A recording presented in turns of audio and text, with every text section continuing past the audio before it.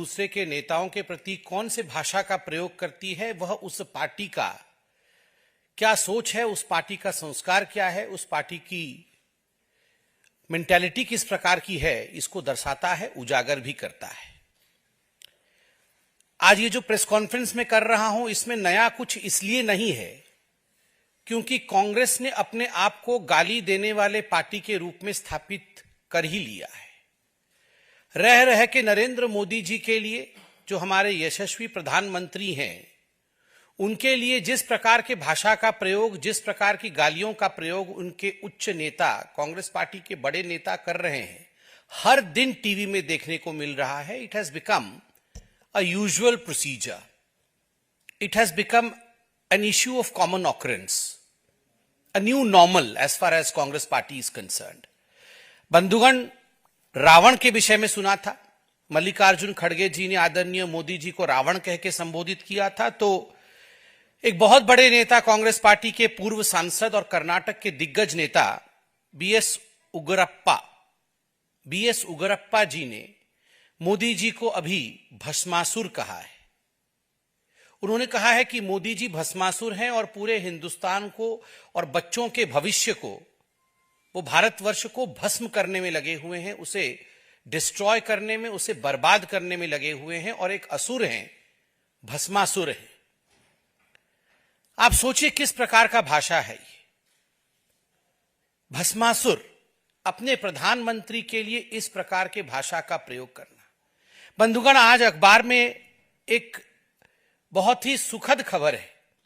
G20 चल रहा है और G20 के पूरे इस प्रकरण के आरंभ में ही यूएस के राष्ट्राध्यक्ष बाइडेन साहब ने कहा है कि मैं अपने दोस्त मोदी के साथ खड़ा हूं और G20 में जो भी समर्थन हमारा रहेगा, हम सब मिलकर आगे काम करेंगे। एक तरफ पूरा विश्व, the whole globe stands with Narendra Modi, एक तरफ पूरा विश्व आज मोदी जी का लोहा मान रहा है और किस प्रकार से हम अपने प्रधानमंत्री को लेकर आगे बढ़ें, इस पर पूरा विश्व आज चिंतन कर रहा है। मगर उसी समय कांग्रेस पार्टी का इस प्रकार की भाषा का प्रयोग मोदी जी के लिए ये अपने आप में बहुत ही दुखद है और चिंतनीय है। रावण खुद मल्लिकार्जुन खड़गे जी ने कहा और आज मल्लिकार्जुन खड़गे जी के खुद के बहुत निकट के पूर्व सांसद कांग्रेस पार्टी के, और याद होगा आपको, ये सांसद वो हैं जिन्होंने गलती से एक प्रेस कॉन्फ्रेंस में अपना माइक ऑन रख लिया था, बीएस उग्रप्पा साहब ने, और उसमें कांग्रेस के सारे काले कारनामे मीडिया के सामने उजागर हो गए थे। गलती से पीसी से पहले, प्रेस कॉन्फ्रेंस से पहले वो बोल रहे थे कि ये डीके शिव कुमार तो 100 करोड़ रुपए ले गया है, मगर फलाना फलाना ये तो कमीशन खाता है। ये सारी चीजें उनकी खुद के पीसी में रिकॉर्ड हो चुकी। तो ये वो बीएस उग्रप्पा जी हैं जिन्होंने अब मोदी जी को भस्मासुर कहा है। रावण कह लिया, दुर्योधन कह लिया, भस्मासुर कह लिया, मोदी नीच इंसान है यह भी कह लिया, मोदी यमराज है यह भी कह लिया। सोनिया जी ने तो खुद कहा था मोदी जी मौत का सौदागर हैं। मोदी जी को कॉकरोच कह लिया, मोदी जी को चूहा कह लिया, नपुंसक कह लिया, औकात दिखा देंगे गुजरात में यह भी कह दिया है और चोर भी कह दिया है। पूरी फहरिस्त है मेरे सामने, मगर आज मैं कहना चाहता हूं कि 100 गाली पूरे हो चुके हैं। 100 गाली पूरे हो चुके हैं। कांग्रेस ने अपने आप को शिशुपाल के रूप में प्रस्तुत किया है। अब समय आ चुका है जब गुजरात की जनता और हिंदुस्तान की जनता, जो जनार्दन है, जनार्दन माने कृष्ण है, जनता ही कृष्ण है, जनता ही जनार्दन है। अब हम आह्वान करते हैं जनता से, जनार्दन से और कृष्ण से कि वो लोकतंत्र रूपी चक्र धारण करके ऐसी पार्टी का लोकतांत्रिक रूप से समापन करे। 100 गालियां कांग्रेस ने दे दिया है, 100 गालियां गिनती के साथ, रावण, दुर्योधन, भस्मासुर, चोर इत्यादि कहते हुए, मौत का सौदागर। 100 गालियां पूरी हो चुकी है। अब जनता जनार्दन, जनता ही कृष्ण है और भगवान कृष्ण बन के जनता अब सुदर्शन उठा करके, लोकतांत्रिक सुदर्शन उठा करके, लोकतांत्रिक तरीके से ईवीएम के माध्यम से गुजरात में और पूरे हिंदुस्तान में जवाब देगी कि गाली देने वाला कभी बड़ा नहीं हो सकता है, कोविड में वैक्सीन देने वाला बड़ा होता है। वो व्यक्ति कभी भस्मासुर हो ही नहीं सकता है जिसने 80 करोड़ जनता को राशन दिया, गुजरात में 4 करोड़ लोगों को राशन दिया है। वो व्यक्ति कभी भी भस्मासुर नहीं हो सकता है जिसने गुजरात के अंदर 11 लाख लोगों को आवास योजना के माध्यम से आवास देने का काम किया है। वह व्यक्ति कभी भस्मासुर नहीं हो सकता है जिसने गुजरात के सौराष्ट्र में जहां पानी की कमी थी वहां मां नर्मदा से प्रार्थना करते हुए मां नर्मदा के पानी को सौराष्ट्र में पहुंचाया और सौराष्ट्र को सिंचित करने का काम किया है, पल्लवित करने का काम किया है। वह कभी भी असुर नहीं हो सकता है। वह व्यक्ति कभी भी असुर नहीं हो सकता है जिसने बिजली और हर घर नल योजना के माध्यम से पूरे हिंदुस्तान में करोड़ों लोगों के हृदय को छूने का काम किया है। इसलिए वह भस्मासुर नहीं हो सकता। मगर आज मुझे कहते हुए आश्चर्य लग रहा है कि कांग्रेस पार्टी के शब्दकोश में केवल और केवल गाली है। बंधुगण, एक यह विषय था और दूसरा विषय भी उतना ही संगीन है और दूसरे विषय को जरा तफसील से मैं रखूंगा ताकि आप सब इसे पूरी तरीके से समझ सकेंगे। ये केजरीवाल जी और ये मनीष सिसोदिया जी जो हैं दिल्ली में, ये जिस प्रकार से प्रेस कॉन्फ्रेंस करते हैं और जिस प्रकार से कहानी के माध्यम से झूठ को सच बनाने की कोशिश करते हैं, ये हम सब जानते हैं। अभी चंद दिनों पहले केजरीवाल जी ने कहा कि मनीष सिसोदिया जी को क्लीन चिट मिल गया है और ये जो एक्साइज पॉलिसी वाला घोटाला है ये कोई घोटाला नहीं है, क्योंकि सीबीआई ने और ईडी ने मनीष सिसोदिया जी के ऊपर किसी प्रकार का कोई चार्जशीट नहीं किया है।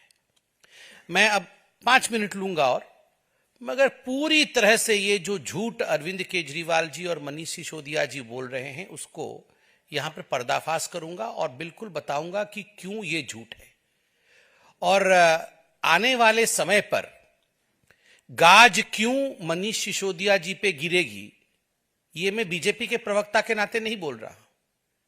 जो एक्साइज पॉलिसी को स्टडी किया हुआ है, जिस व्यक्ति ने और जिन लोगों ने एक्साइज पॉलिसी को करीब से देखा है, उनके मन में किसी प्रकार का डाउट या संशय नहीं है कि गाज तो मनीष सिसोदिया जी जो कि एक्साइज मिनिस्टर रहे हैं और जिनके तत्वावधान में, जिनके गाइडेंस में ये पॉलिसी बनी है, गाज तो गिरेगा ही गिरेगा और वो कानून के आगे पेश होंगे ही होंगे। ऐसा क्यों है इसके विषय में बहुत डिटेल में मैं नहीं जाऊंगा, मगर कुछ आज खुलासा करूंगा। पहले भी बीजेपी ने ये प्रेस कॉन्फ्रेंस किया था, कई प्रेस कॉन्फ्रेंस किए हैं। आप जानते हैं कि ये 32 पेज का एक रिमांड नोट है। ये जो 32 पेज का रिमांड नोट है, ये आज से कुछ दिनों पहले, 3-4 दिन पहले, एक अमित अरोड़ा, आप जानते हैं ये जो पूरा का पूरा शराब घोटाला हुआ, उसमें अमित अरोड़ा एक व्यक्ति है जिसने पैसा लिया, पैसा दिया, ये सारा काम अमित अरोड़ा ने भी किया है। तो इस अमित अरोड़ा की गिरफ्तारी हुई थी और गिरफ्तारी के बाद हमें अमित अरोड़ा का रिमांड क्यों चाहिए, तो ईडी ने कोर्ट में ये सारा डॉक्यूमेंट रखा था कि क्यों चाहिए। तो उस डॉक्यूमेंट में जो 32 पेज का है उसमें कुछ ऐसी बातें हैं जो ये स्पष्ट करता है कि मनीष सिसोदिया के खिलाफ जो एक्साइज पॉलिसी में इन्वेस्टिगेशन है वो ऑनगोइंग है। नंबर 1, वो चल रहा है, समाप्त नहीं हुआ है।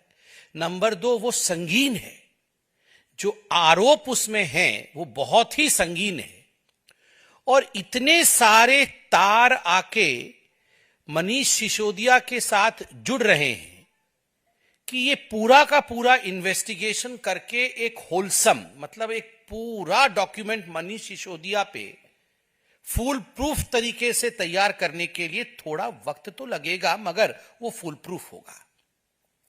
अभी सीबीआई ने और ईडी ने जो चार्जशीट दाखिल किया वो उन लोगों के खिलाफ था जो लोग गिरफ्तार थे या जिनको रिमांड में लेना था, जैसे कि किसको कस्टडी में रखा हुआ है, इनकी कस्टडी एक्सटेंड करनी है तो एक टाइम लिमिट होता है, उसके अंदर आपको चार्जशीट फाइल करना पड़ता है, तभी आप उनको ज्यादा दिन रख के और पूछताछ कर सकते हैं।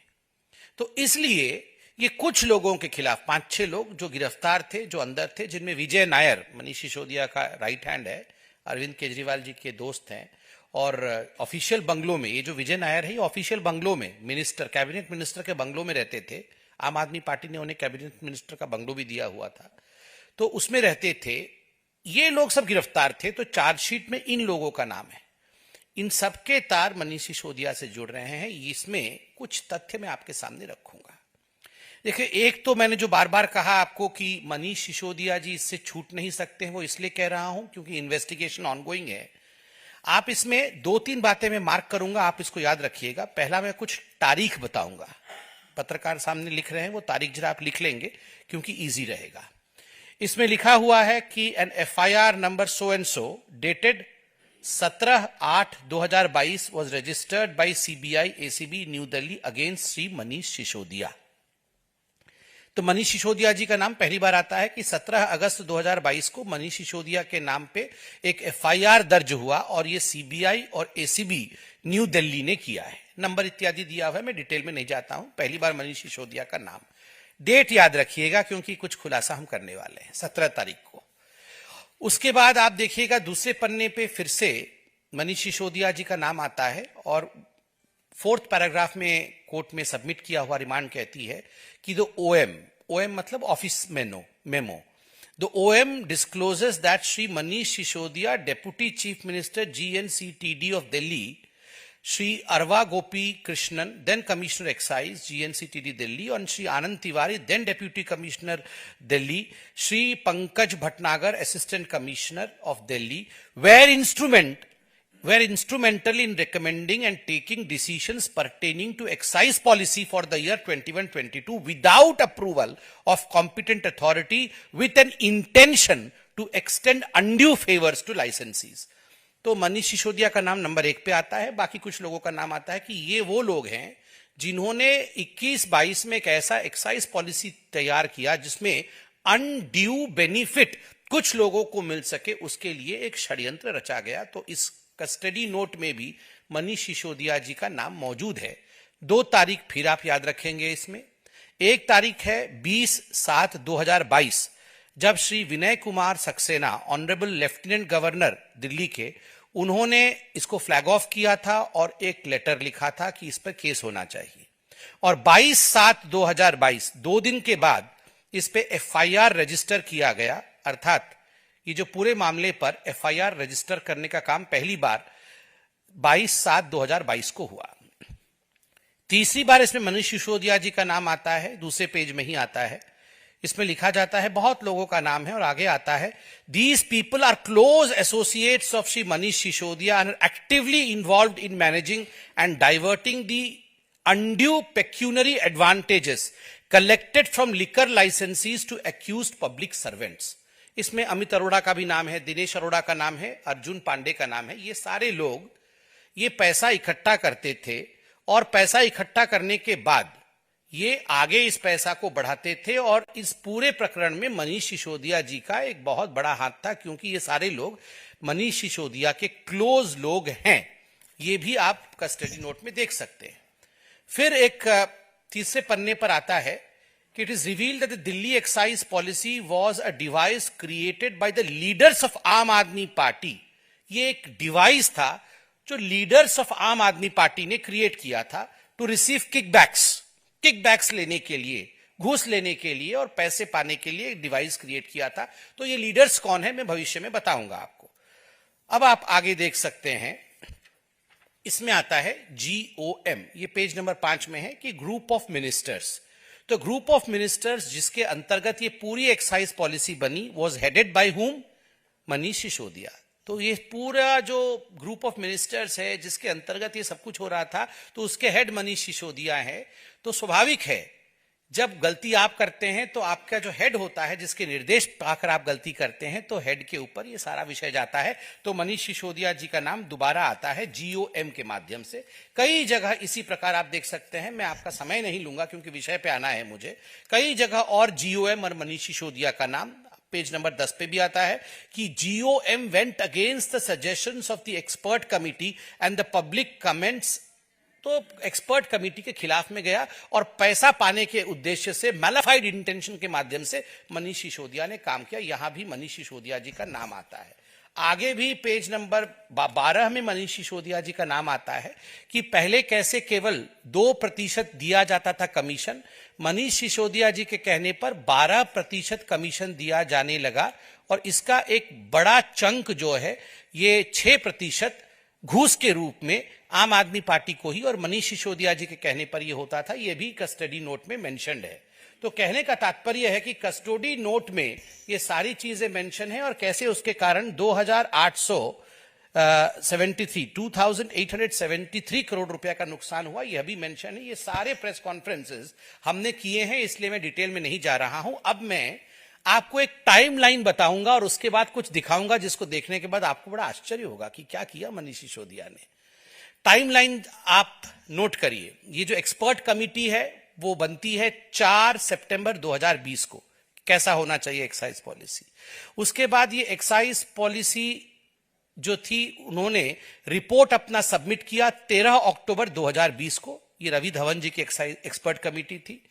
फिर 31 दिसंबर 2020 को ये पूरा रिपोर्ट एक्सपर्ट कमेटी की पब्लिक के सामने प्लेस होती है कि पब्लिक अपना कमेंट दे वेबसाइट पे। फिर 5 फरवरी 2021 को ये सारे जो कमेंट्स पब्लिक से आए थे ये काउंसिल ऑफ मिनिस्टर्स के सामने, दिल्ली के मंत्रियों के सामने ये रखा जाता है। फिर उसी दिन 5 फरवरी 2021 को एक गवर्नमेंट GOM, ये ग्रुप ऑफ मिनिस्टर्स जिसको मनीष सिसोदिया हेड करते हैं, वो बनाया जाता है। और 22 मार्च 2021 को ये GOM मनीष सिसोदिया जी रिपोर्ट सबमिट करते हैं और 22 मार्च 2021 को ही मनीष सिसोदिया जी ये सारा विषय कि हमारी ये रिपोर्ट है ये काउंसिल ऑफ मिनिस्टर्स को भी रखते हैं। 5 जुलाई 2021 को ये पूरा का पूरा जो फाइनल पॉलिसी मनीष सिसोदिया बनाते हैं वो उसे अपलोड करते हैं वेबसाइट के ऊपर। मगर अभी जो कस्टडी नोट है उसमें बताया गया है, मैं दोबारा नहीं बताऊंगा क्योंकि पहले बीजेपी ने इस पे प्रेस कॉन्फ्रेंस की कि 5 जुलाई 2021 को तो मनीष सिसोदिया जी अपलोड करते हैं, मगर 31 मई 2021 को 2 महीने पहले उसे लीक भी कर देते हैं। और इस कस्टडी नोट में उन 5 लोगों का नाम है जिनको मनीष सिसोदिया जी की तरफ से ये सारे लीक करके पहले ही एक्साइज नोट भेज दिया गया था। मैं वो भी आपको दिखा दूंगा। और फिर फाइनली ये जो एक्साइज पॉलिसी इंप्लीमेंट होता है 17 नवंबर 2021 को, 17 नवंबर 2021। और उसके बाद वीके सक्सेना साहब जो हमारे LG हैं दिल्ली के, वो 20 जुलाई 2022 को फ्लैग ऑफ करते हैं कि इसमें गड़बड़ी है भैया, जांच करिए। तो 17 नवंबर 2021 को ये इंप्लीमेंट होता है और 20 जुलाई 2022 को ये फ्लैग ऑफ होता है सक्सेना जी द्वारा। और पहला FIR जैसे मैंने बताया 22 जुलाई 2022 को होता है और मनीष सिसोदिया जी के खिलाफ पहला FIR 17 अगस्त 2022 को होता है। ये FIR CBI द्वारा होती है 17 अगस्त 2022 को। और एक्साइज पॉलिसी 31 जुलाई 2022 को वापस लिया जाता है। अब ये टाइमलाइन मैंने बताया, अब आप असली मुद्दे पर आइए। आप देखिएगा कस्टडी नोट में एक पैरा 2.6 है जिसमें large scale destruction of digital evidence, जिसके विषय में हमने पहले बताया था, मगर हमने कहा था कि डिटेल आपको बाद में बताएंगे कैसे मोबाइल फोन डिस्ट्रॉय किए गए। लगभग 170 मोबाइल फोन डिस्ट्रॉय किया गया, ये हमने बताया था पहले आपको। ये 170 मोबाइल फोन किसके थे? 36 ऐसे लोग थे जो एक्यूज थे, जिसे मनीष सिसोदिया भी। तो 36 लोगों ने 170 मोबाइल फोन डिस्ट्रॉय किया, जो कि लगभग 1.4 करोड़ रुपए के मोबाइल फोन थे। खैर ये सब विषय हमने बताया है। तो जो 36 लोग थे उसमें मनीष सिसोदिया जो एक्साइज मिनिस्टर थे उनका भी मोबाइल फोन डिस्ट्रॉय हुआ है। अब टाइमलाइन आपको याद है। अब मैं आपको इंटरेस्टिंग खुलासा करने वाला हूं। आप लोग इसे दिखाइएगा मत, मैं दूर से एक झपकी दिखाऊंगा क्योंकि मोबाइल फोन नंबर इसमें लिखा हुआ है सिसोदिया जी को, जो हम नहीं चाहते हैं पब्लिक हो, क्योंकि मोबाइल फोन जो है नंबर्स ये प्राइवेट होते हैं। अब मैं कुछ आपको सनसनीखेज खुलासे करूंगा। मनीष सिसोदिया जी, इनका मोबाइल नंबर 96501010XX। मैं लास्ट के 2 डिजिट XX कर दूंगा ताकि ये प्राइवेसी को हम बचा सके। ये हमने मीडिया से ही सीखा है। धन्यवाद। 96501010XX ये मोबाइल नंबर मतलब मनीष सिसोदिया जी के पास था। और आपको जान के आश्चर्य होगा, मोबाइल नंबर वही है मगर 7 बार इंस्ट्रूमेंट बदल दिया गया। 7 टाइम्स उसी मोबाइल नंबर पे इंस्ट्रूमेंट बदला गया। कब कब बदला गया? आप देखिए, मैंने आपको कहा कि जो पहला एफआईआर था इस विषय में वो 22/7/2022 को हुआ। तो 22/7/2022 को जैसे ही एफआईआर हुआ, तुरंत मनीष सिसोदिया जी ने अपना मोबाइल सेट बदला और मोबाइल सेट का जो IMEI नंबर होता है वो नंबर भी बदल गया और वो नया नंबर आया 358592371023 ये जो आपको पता होगा IMEI नंबर होता है हैंडसेट का, जो अब हर हैंडसेट का अलग अलग होता है। ये हैंडसेट है तो इसका एक अलग IMEI नंबर होगा। तो मनीष सिसोदिया जी ने वो बदल दिया उसी दिन जिस दिन पहला एफआईआर हुआ। अब आप देखिए, मैंने कहा था कि मनीष सिसोदिया जी के खिलाफ 17 अगस्त 2022 को पहली बार एफआईआर हुआ, वो भी सीबीआई द्वारा हुआ। तो आप देख सकते हैं कि मनीष सिसोदिया जी ने उसके ठीक 3 दिन के बाद 17 को हुआ तो 20 तारीख को उन्होंने 4 बार मोबाइल हैंडसेट बदले। 20 तारीख को मनीष सिसोदिया जी 4 बार मोबाइल हैंडसेट बदलते हैं और उस समय उनका मोबाइल नंबर कोई अलग मोबाइल नंबर था। वो नंबर भी हम आपको बताते हैं 87509020XX 87509020XX। इस मोबाइल नंबर को 3 बार और एक चौथा मोबाइल नंबर है 84478080XX। इस मोबाइल नंबर को 1 बार। तो आप देख सकते हैं हैंडसेट 4 बार एक ही दिन में चेंज किया गया। आम आदमी पार्टी, आप और मैं, ये सब हम आम आदमी बैठे हुए हैं। मैं पूछना चाहता हूं, कौन सा आम आदमी दिन में 4-4, 5-5 बार मोबाइल बदलता है? कौन सा व्यक्ति 5 बार दिन में, 4 बार दिन में अपना हैंडसेट बदल देता है? आप बताइए, ये क्या आवश्यकता थी कि मनीष सिसोदिया जी को एक ही दिन में, उनके ऊपर एफआईआर होने के बाद एक ही दिन में 4 बार हैंडसेट बदलना पड़ा? मैं बताता हूं। अगर मालूम पड़ेगा कि आपके खिलाफ एफआईआर हुआ है और आप पकड़े गए हैं तो आप तुरंत क्या करेंगे? आप फोन उठाएंगे और फोन करेंगे, केजरीवाल जी अब मैं पकड़ा गया हूं, अब मुझे क्या करना है, ये ऐसा। तो केजरीवाल जी उनको कहेंगे कि ऐसा ऐसा करो, डिजिटल प्रिंट मिटाओ और ये सारी चीजें ठीक करो। तो ये चीजें किसी के संज्ञान में नहीं आना चाहिए। तो एक मोबाइल फोन बदल दिया गया, क्योंकि वो जरूर केजरीवाल जी से ही बात किया होगा। दूसरा, उन्होंने फोन किया होगा विजय नायर जी को कि विजय नायर, यार तुमने ठीक से काम नहीं किया, ये सारी बातें पब्लिक डोमेन में कैसे आ गई, अब कैसे करना होगा, कौन कौन सी चीजें मुझे बदलनी होगी, क्या ठीक करना होगा। तो विजय नायर ने बदला होगा, सर आप घबराओ मत, हम लोग सब काम पे लग गए हैं, हम सब डिजिटल इम्प्रिंट मिटाने में लगे हुए हैं। जितने भी ये जो मैन्युफैक्चरर्स थे उनको भी हमने बोल दिया है कि आप फोन बदल लो और सारा डिजिटल एविडेंस मिटा दो और आप इस मेरे से बात करने के बाद इसको डिस्ट्रॉय कर देना, तुरंत आप नया हैंडसेट लो। तुरंत विजय नायर से बात हुई, उन्होंने डिस्ट्रॉय किया। उसके बाद आपने स्टिंग ऑपरेशन में देखा होगा, अमित अरोड़ा, दिनेश अरोड़ा और मारवा जी, सनी मारवा, इनका सबका स्टिंग ऑपरेशन आया था। अब मुझे नहीं पता, मगर हो सकता है कि उन्होंने बात किया होगा अमित अरोड़ा से, भैया देखो अपना चुप रहना, तुमको भविष्य में कुछ करेंगे। सनी मारवा जी देखो तुम अभी इस पे कुछ मत बोलना, हम सब मैनेज कर रहे हैं। ये 4 बात करके उन्होंने चारों हैंडसेट डिस्ट्रॉय किए होंगे। केवल इतना ही नहीं है, आप देख सकते हैं कि 12/9/2022, 14/10/2021, 5/9/2022, 5 सितंबर 2022, 7 सितंबर 2022, 12 सितंबर 2022, 6 जून 2022 और 19 सितंबर 2022। इतनी बार मनीष सिसोदिया जी ने अपने फोन का हैंडसेट बदला है। मैंने तो केवल एक दिन का उदाहरण दिया, मगर ये 4 फोन नंबर लिए उन्होंने और 4 फोन नंबर के साथ 7 + 1 8 9 10 11 12 13 14 हैंडसेट मनीष सिसोदिया जी ने 2-3 महीने के अंदर बदल डाले। 14 हैंडसेट। और केवल मनीष सिसोदिया जी नहीं, कैलाश गहलोत जी ने भी, उनका नंबर है 98100736XX। कैलाश गहलोत जी GOM के सदस्य थे। जो GOM बनी थी उसे मनीष सिसोदिया जी नंबर 1 पे, तो नंबर 2 पे कैलाश गहलोत जी। उन्होंने भी तुरंत 24/7/2022, 29/3/2022 3 बार हैंडसेट बदले हैं। सनी मारवा ने 7 बार हैंडसेट बदले हैं। कुलविंदर मारवा ने 3 बार हैंडसेट बदले हैं। विजय नायर जिसका नंबर है 85918226XX, इसने भी कम से कम 10-12 बार हैंडसेट बदले हैं। बृंदापाल सिंह ने हैंडसेट 3 बार बदला है। अमन धल ने 4 बार बदला है। समीर महिंद्रू ने 4 बार बदला है। नितिन कपूर ने 3 बार बदला है।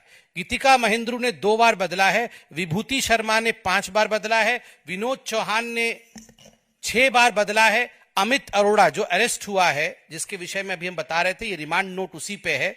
कुल मिलाकर के 5, 6, 7, 8, 9, 10, 11 बार उसने बदले हैं 4 मोबाइल नंबर के साथ। साहिल अरोड़ा ने 4 बार बदला है।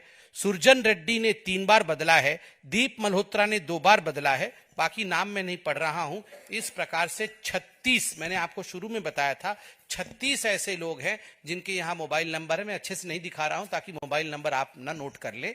36 ऐसे लोग हैं जिन्होंने मोबाइल हैंडसेट रह करके एक दिन में कई बार बदले।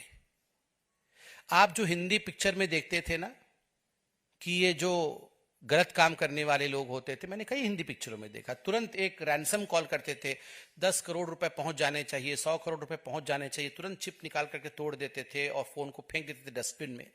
ये केवल मूवीज की बात नहीं है, ये मूवी में होती हो ऐसी बात नहीं। जो हमने मूवीज में देखा था विलियन जो करता है, ठीक उसी प्रकार से मनीष सिसोदिया जी ने अपने मोबाइल के साथ किया है। मैंने नंबर डिस्क्लोज नहीं किया है, मगर XX करते हुए जो इन्होंने घिनौना हरकत किया हुआ है वो आपके सामने मैंने पूरा का पूरा रखा है। और आपको मैंने कहा था कि मनीष सिसोदिया जी ने लीक भी किया है। ये देखिए व्हाट्सएप की चैट यहां पर है। एक्साइज पॉलिसी को किस तरह से लीक किया गया, डिस्ट्रॉय करने के बावजूद भी जो हमारे फोर्सेस हैं, जो हमारे इन्वेस्टिगेटिव अथॉरिटीज हैं, उन्होंने ये रिट्रीव किया है।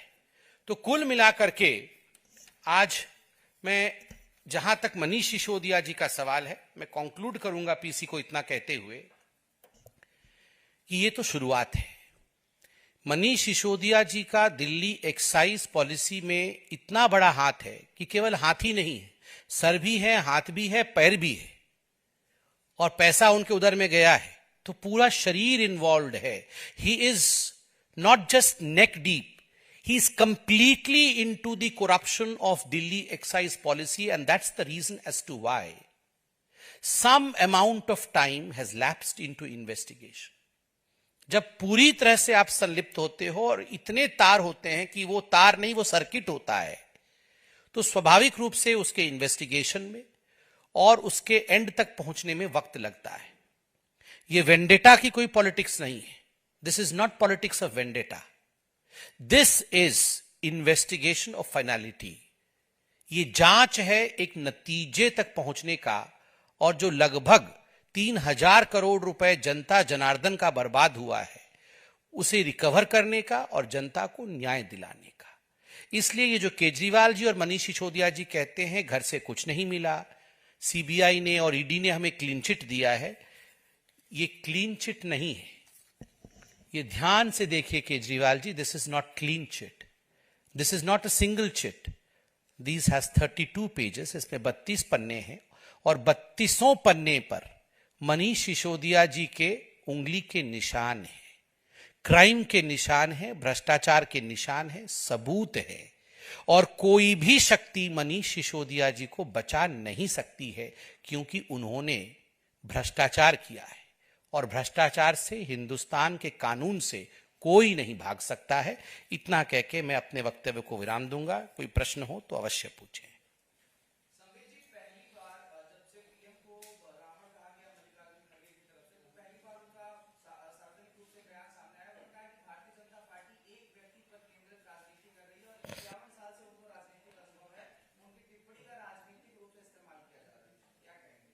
देखिए आदरणीय खड़गे जी को मैं सिर्फ इतना ही पूछना चाहता हूं, अब पछताए हो तो क्या जब चिड़िया चुग गई खेत।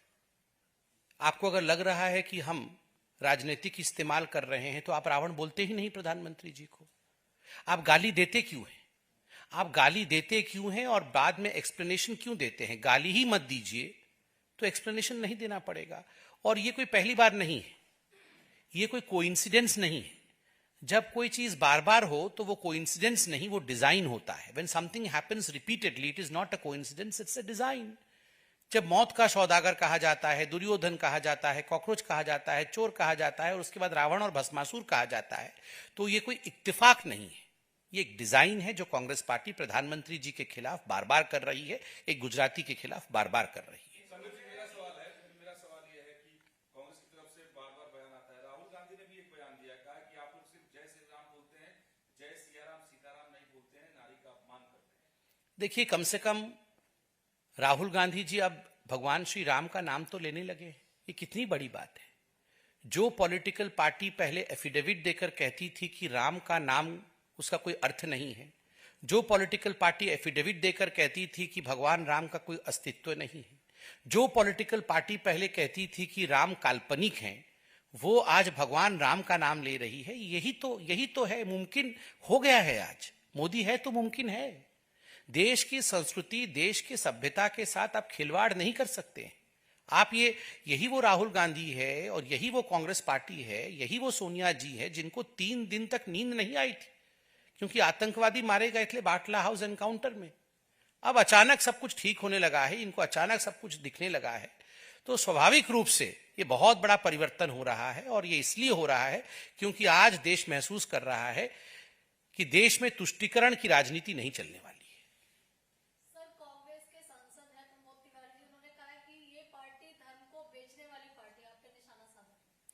देखिए, ये सब बौखलाहट की बाणी है. कांग्रेस पार्टी गुजरात में जिस प्रकार से रिकॉर्ड स्थापित करने वाली है, जो लोएस्ट था उनका उससे भी कम सीट जीत करके, सबसे कम सीट कांग्रेस इतिहास में कभी गुजरात में जीतेगी तो इस बार होगा. तो ये बौखलाहट है. स्वाभाविक रूप से एक रिकॉर्ड भारतीय जनता पार्टी गुजरात में बनाने वाली है. हम अपने रिकॉर्ड को खुद तोड़ने वाले हैं. प्रचंड बहुमत से हम जीतेंगे. तो स्वाभाविक रूप से ये एक बौखलाहट है. Ladies first.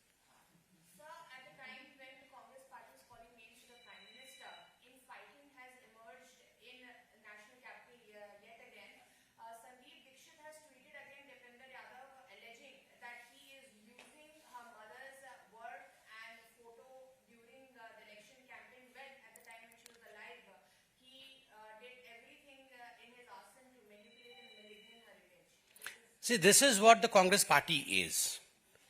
While at one end we have a fake Bharat Jodo Yatra, which Mr. Rahul Gandhi is undertaking, but on the other hand, we have a Congress Todo going on. Bharat Todo तो वो पहले से ही कर रहे थे, but now they have ultimately reached a Congress Todo program within the Congress itself. हमने अभी देखा, जो आपने कहा, दीपेंद्र जी और संदीप दीक्षित जी के बीच में जिस प्रकार की लड़ाई हो रही है शीला दीक्षित जी को लेकर. और दूसरा सबसे बड़ी बात है, आपने निकम्मा, नकारा, गद्दार ये शब्द भी सुने हैं राजस्थान में एक दूसरे के लिए. The barbs that were being hurled by the chief minister for Sachin Pilot. तो मुझे लगता है कांग्रेस पार्टी को चिंता करना चाहिए. ये निकम्मा नकारा से उनको सकारा होना चाहिए, कुछ सकारात्मक काम करे. केवल एक दूसरे को निकम्मा नकारा कह करके ये कहीं ना कहीं अपने असलियत को उजागर कर रहे हैं. यस पवन जी.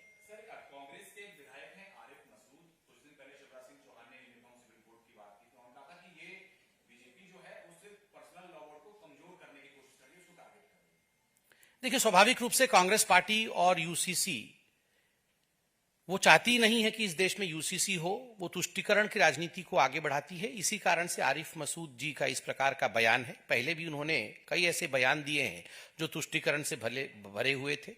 जहां तक यूसीसी का सवाल है, बड़े स्पष्ट रूप से आदरणीय गृह मंत्री जी ने भी और हमारी सरकार ने बोला है कि आफ्टर ड्यू डिलिवरेंस सबके